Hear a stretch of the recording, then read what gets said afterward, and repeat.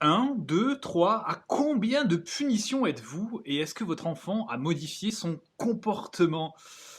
Peut-être pas. Si vous avez puni plusieurs fois pour la même chose, vous vous êtes rendu compte que la punition fonctionnait à court terme ou pas du tout.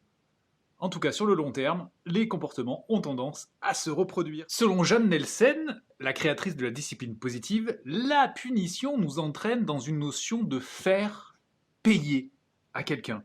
Et justement, cela a 4 conséquences qui sont résumées par 4 R. Le premier, c'est la rébellion. On va se rebeller d'avoir été puni. Le deuxième, c'est la revanche.